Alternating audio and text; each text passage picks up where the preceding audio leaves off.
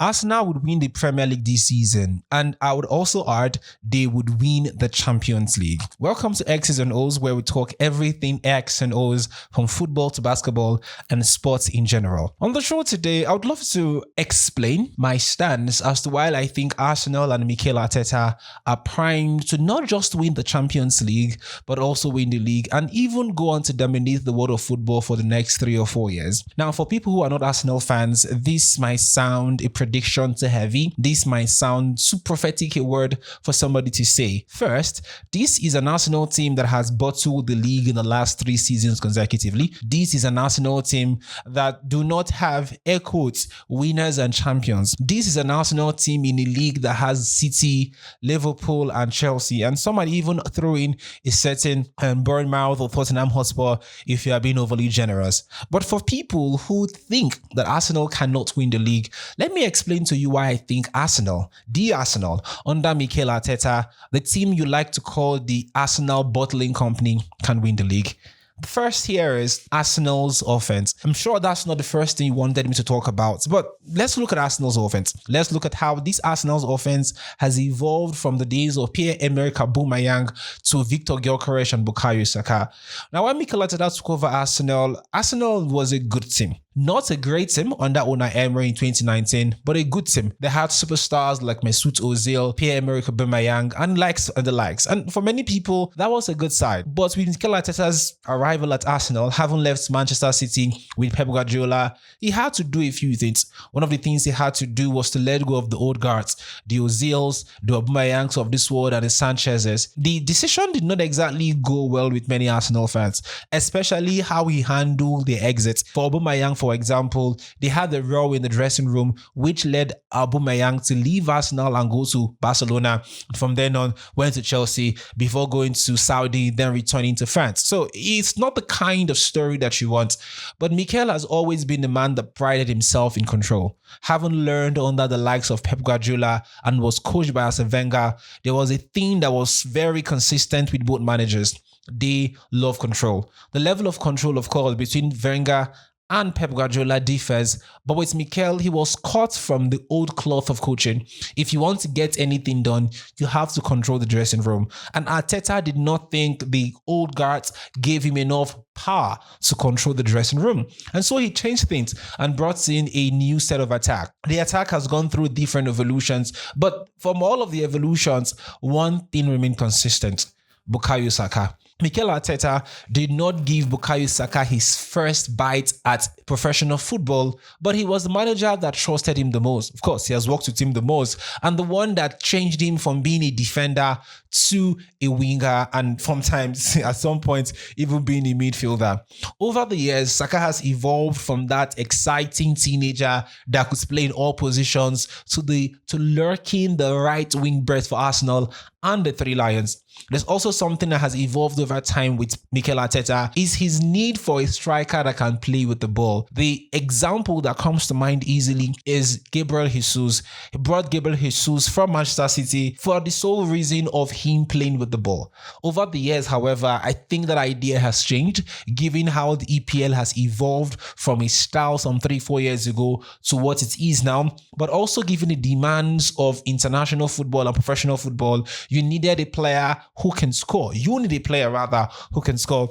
And so Arsenal has changed its tactics. The other thing we need to also remember about this Arsenal's attack as it currently is constructed is that Mikel has stuck with the guys that have been with him for long, from Saka to Martinelli, and to an extent Gabriel Jesus. You have also seen him in the past go for the likes of Kai Havertz, who is currently injured, and the like. So again, Mikel Arteta has shown that his desire is to have an all-rounded offensive team that can play with the ball to their feet, play with their back to goal, and dribble past defenders if they have to. The demands of the league and the request for a goal poacher led Mikel Arteta to go for a certain Victor Gyokores. I'm not saying Gyokores is a terrible striker, but in terms of having the ball at your feet and being overly comfortable, he is not half as comfortable as Kai Havertz is on the ball, especially against one-on-one defender. Neither is he as good on the wings or in different position as Gabriel Jesus is. But all of this has led Arsenal to having an offensive team that is both exciting highly effective and hard to predict. If it's not Saka playing from the right, it is Noni Madueke. If it's not Martinelli from the right, from the left, it is Leandro Trossard, who they also acquired some seasons ago from Brighton. In the middle of the pack, they've got a plethora of options to play with. If the injured Kai Havertz and Gabriel Jesus returns, it means that Arsenal would have 3 strikers: Kai Havertz, Gabriel Jesus, and Victor Gyokores. This is a wealth of experience and talent at Mikel's disposal. And so for me, if you've got this experience, this youth, this exciteness in your team offensively, it is only common sense for us to expect you to score a lot of goals. Arsenal has scored 16 goals this season in the EPL, just one short of teams like Tottenham Hotspur and Chelsea, who have both scored 17. So again, if a team this good, lacking some of his players because of injury, missing some of his players rather because of injury, can score 16 goals, then you know that the offense is good. And like I've said before on different platforms, I think what separates Arsenal from the rest of the other guys is the depth in their squad. This squad is highly and very talented, but also very deep. If you take out the starting 3 of Saka, Leandro Trossard, and Gyokores, you would have another 3 that can be devastatingly good against any team in the world and the EPL. You would have guys like Noni Madueke, Kai Havertz, and Gabriel Martinelli. Or if you want to switch things up, you can have Noni Madueke, Gabriel Jesus, and Martinelli. Or you can have Eberechi Eze playing that position. Arsenal's addition of Eberechi Eze has taken them from a just average team to a very good side. Eze might not get all of the plaudits and the numbers that some people like to look at, but he has the quality, he has the experience, and he has burn the burden of leading a Crystal Palace side for years. When Eze came to Crystal Palace, came from Queen's Park Rangers, we all saw the excitement. But over the last 3 to 4 seasons, he has grown from being just this amazing dribbler to a very decisive ball passer, midfielder, and sometimes winger. And this is an amazing thing for Arsenal because it gives them options. You can either play Eze as a number 10 or you can play him from the wings. And we've seen Arteta do that several times this season. And so Arsenal's offense, compared to other teams like Liverpool, City, and maybe Chelsea, has a lot of options. They can play in different ways if they want to. They can play a 4-4-2, a 4-3-3, whatever style they want to. They have enough players with enough talent and experience to execute whatever offensive formation and ideas Mikel Arteta has. The other thing which many people have talked about is Arsenal's defense. But before I go to the defense, let's talk about Arsenal's midfield. You see, in football these days, in modern day football, the midfield is important because the midfield dictates how the game is played. It controls the tempo of the game, and it is the engine room for any team. And Arsenal, over the years, under Mikel Arteta, has been very consistent and insistent in the kind of midfield they want. Now, over the years, you can also take into consideration the kinds of players Arsenal have gotten, from Sami Lokonga to Thomas Partey to Declan Rice to Martin Odegaard. It has been evolution from one highly defensive style to a more fluid ball controlling style. For example, when Arsenal went all the way to get Declan Rice some seasons ago, a lot of brows were raised. Why are you spending over 100 million pounds on this guy? What is great about him? But what people fail to understand is, if you want to build a team, a hyper dynamic team, you need players that can play in different positions and play there comfortably. For example, also, beyond Declan Rice, Arsenal got in Mikel Merino, who can play in multiple positions in the middle and also in attack. They brought in Martin Zubimendi, who can play in multiple positions as well. They've also brought in Norgard from Brentford, who can also play in multiple positions. Even in the past, they brought in Thomas Partey from Atletico Madrid, who could play in different positions if you wanted him to. So you see that the Arsenal team, as it is currently constructed, has players in the middle that can play defensively, offensively, in central positions and be very comfortable with it. And the other thing I should add here is that Arsenal has a lot of leaders in its midfield. And it's interesting to note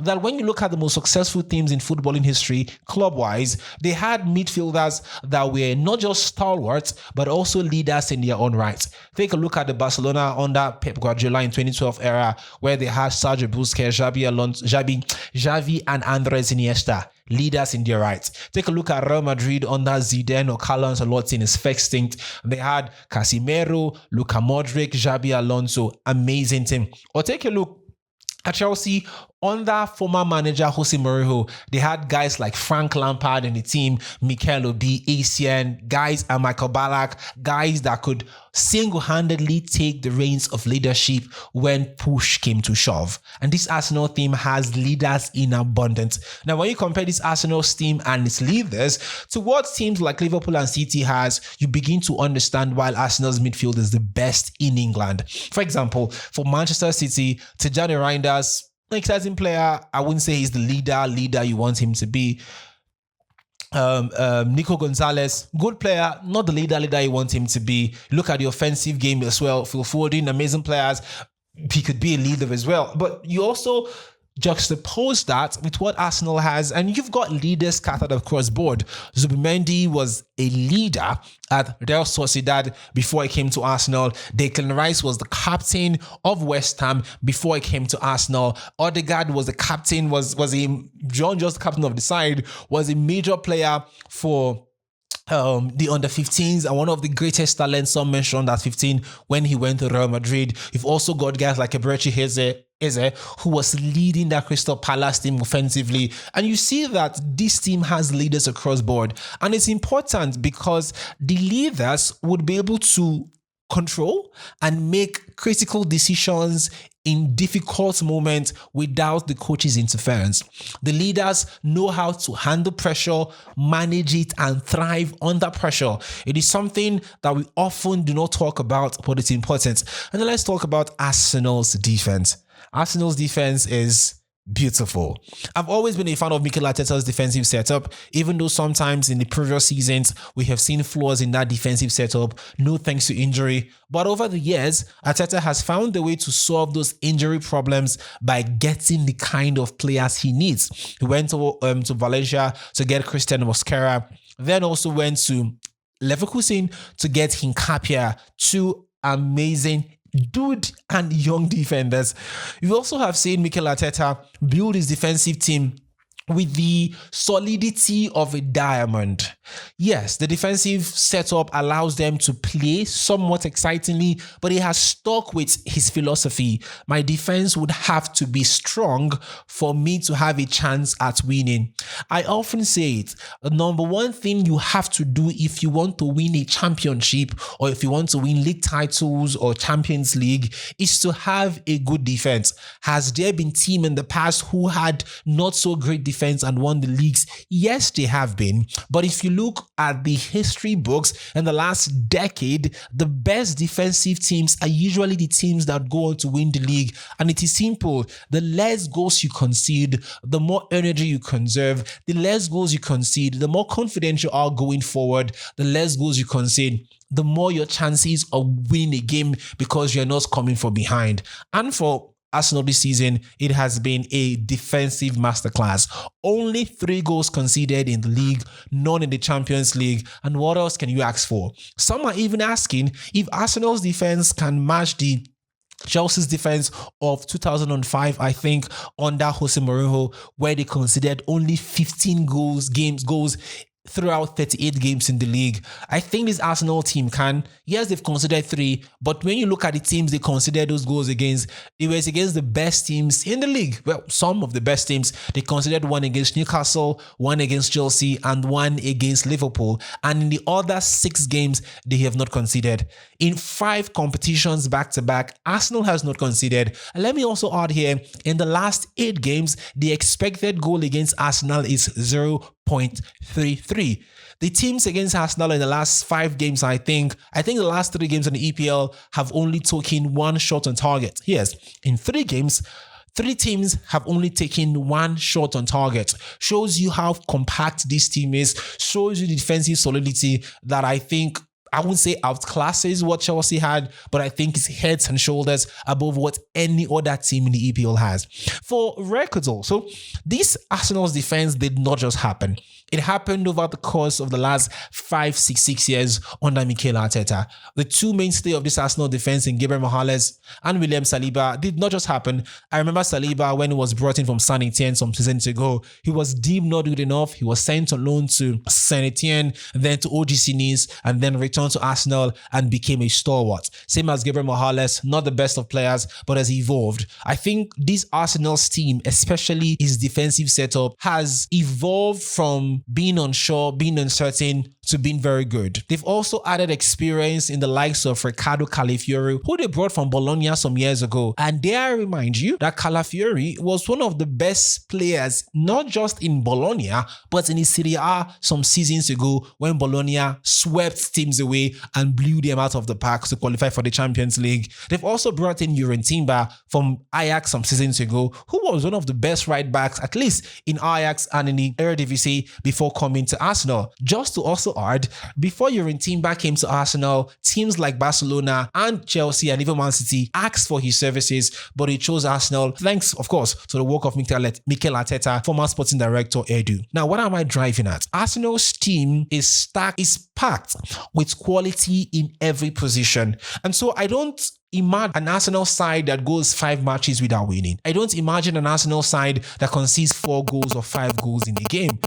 Another crazy start for you. Arsenal is the first team in a very long time that has not conceded up to 3 goals in over 100 games. Yes, I said it. No team has scored Arsenal up to 3 goals in 100 games. Let that sink in. And so when you think about Arsenal and how they're constructed, it's only normal for me to expect them to win the league. But some would ask, what about the Champions League? My question is, yes, what about the Champions League? You look at the teams that could potentially compete against Arsenal for the league, and they're probably like 3 or 4 of them. And when you put these teams beside Arsenal, you begin to see that Arsenal has an edge over them. So let's take it one at a time. The defending champions of the Champions League right now is Paris Saint-Germain. And yes, they've got an exciting attack being led by Ousmane Dembele, Desire Doué, Kvaratskhelia, Brady Barcola, and amazing guys. But the attack that we all are praising were beaten to a pulp by Chelsea at the Club World Cup. And this attack also did struggle pretty much, if you ask me, against Arsenal last season in the semi-finals of the Champions League. Let's not also forget that last season, when PSG won Arsenal in the Champions League semi-final, Arsenal did not have the full complement of the team, especially offensively. If Arsenal's full complement, I really, truly do not see how PSG wins them over 2 legs. I see Arsenal having not the better attack over PSG. Obviously, PSG has an exciting attack, but Arsenal now has a goal poacher in Gyokores, something they did not have last season when Merino filled in that position. Arsenal now has options off the bench in Noni Madueke, Martinelli, Trossard, Eze, Havertz, Gabriel Jesus that can, on their good day, cause havoc for any team, even one as good as PSG. Again, like I mentioned before, PSG were beaten 3-0 by Chelsea at the FIFA Club World Cup some months ago. So this is not exactly a team that has the best defensive record. So let's put Arsenal side by side Bayern Munich, for example. Bayern are an exciting team. I think the only team that has not lost this season in the top 5 leagues in Europe. But you can't exactly think this Bayern defense can hold their own against the best teams in the world. Who have they played this season? Borussia Dortmund and Chelsea and no one else. Again, I'm not trying to play down on the Bundesliga, but the Bundesliga is not the champion, it's not the EPL, it's not the Spanish La Liga. The quality of teams in that league cannot compare to the quality we have in leagues like the EPL and the La Liga or even the Serie A. So I think that Bayern hasn't been tested enough for us to say they can withstand a team like Arsenal. Offensively, I think this Bayern team is not. Olise, Kane and Diaz are amazing. Each of these players single-handedly can wreak havoc on any team. But Arsenal's defense have also shown over the years, and this season particularly, that they can stand their ground against the best offenses in the world. Yes, they could consider one against City. Some would argue that City are not the best offense. Okay, maybe that's fair. But against Liverpool too, they held their own, and Liverpool had to rely on a Dominic Szoboszlai brilliant free kick to get a win. So if you put this Arsenal team against Bayern might score them, but I think Arsenal's offense would overpower Bayern's defense too much, and this balance in scale would tilt slightly towards Arsenal winning than towards Bayern winning. So let's look at the other teams they can play against that might be competition for them. Real Madrid. I think the less said about Madrid's defense, the better for everybody. As much as a masterclass, like some people are calling it, even though I don't think that was a masterclass, of a performance they put up against Barcelona in the El Clasico on Sunday, this defense cannot stand Arsenal's offense. I think that Carracas, as good a defender is, I don't think he will be able to hold his own for 90 minutes against Saka. Neither can Carvajal hold his own against Martinelli or Leandro Trossard on their good day. And offensively, Dean Huijsen is prone to errors, and he definitely would not want to give this guy like Victor Gyokores such chances when they play against you in the Champions League knockout phase. Offensively, Real Madrid has got a good side, but I do not exactly think that offense of Kylian Mbappe or Vinicius Jr., whoever it is that pairs alongside Mbappe, can stand that Arsenal's defense. We saw how that panned out last season. Yes, the teams are different now with different managers, but I don't think so much has changed from that Madrid side in terms of quality and how they play that they can go up against Arsenal's defense and get joy. And the last team you probably want to put against Arsenal is Barcelona. Well. The less said about Barcelona, the better for everybody. But you get the point. Arsenal has got a team on lockdown, and I would be shocked to my bones and out of my senses if Arsenal does not at least win the league this season. They are the best team in the league. They've got a better team than City. They've got a better team than Manchester United. They've got a better team than Liverpool. Got a better team than whoever wants to compete against them. Not just a starting 11 that is better, but the guys on the bench are equally better than the guys on the bench for the other side. So for me, I think this Arsenal side are primed to win the league. Maybe I'm calling it too early, or maybe I'm not, but the stats show and the stars aligned that Arsenal this season should win the league, and if everything goes according to plan, should win the Champions League. Thank you for listening. Thank you for taking your 35-20 minutes to listen to this. If you love what you hear, please subscribe and share with your friends and family, and also do comment on this because it helps the algorithm and also helps me to know that you find what I'm giving to you valuable. This is X's and O's. We'll talk some other time.